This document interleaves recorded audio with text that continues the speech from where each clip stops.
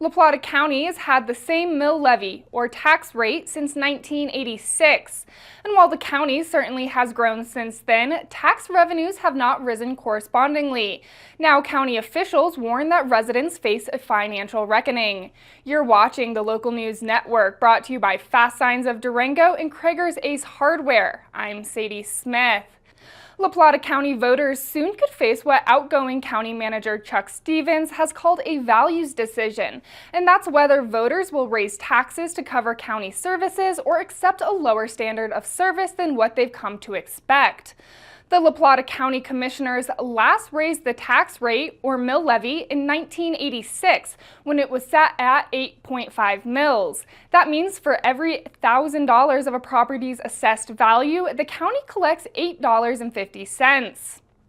A property's assessed value is determined by a specific percentage of its market value, and that percentage, or assessment rate, is set every year by the state legislature. During the past 15 years, the legislature has continued to tweak the assessment rate to reduce the amount of taxes that property owners pay. But the tweaks have also played havoc with the county's budget. Since 2010, the legislature has lowered the taxable value of property in La Plata County by 12%, while actual property values have risen by 36%. As a result, La Plata County has seen a 46% loss of $55 million in property tax revenues. To add another fly in the ointment, the Taxpayers' Bill of Rights, or the TABOR Amendment, requires that voters approve proposed increases to the mill levy to generate more tax revenue.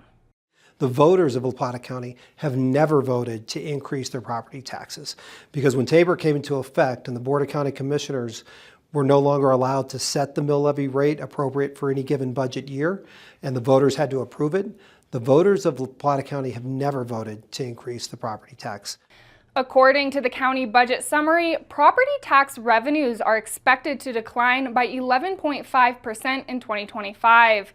The county commissioners cut costs by $45.2 million, but still were left with a budget deficit of $36.5 million. The deficit will be covered by the county's fund balance, but Stevens says the county can't keep cutting more without significantly affecting services, nor can it continue to deplete its savings. I don't believe that we can continue to cut.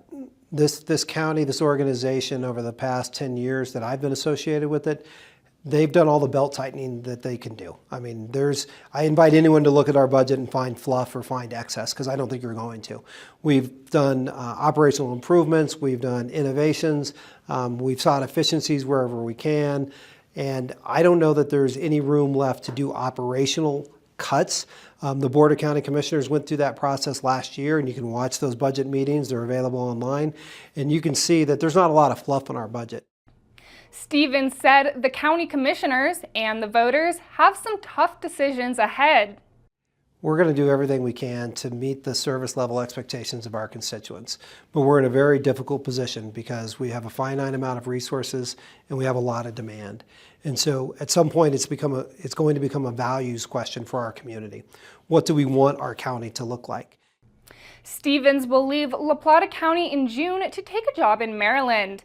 Deputy County Manager Kevin Hall will serve as the interim manager until the commissioners search for and appoint Stevens' successor. In the meantime, you can learn more about the county's budget challenges at lpcgov.org. You can learn more about this and other stories at durangolocal.news.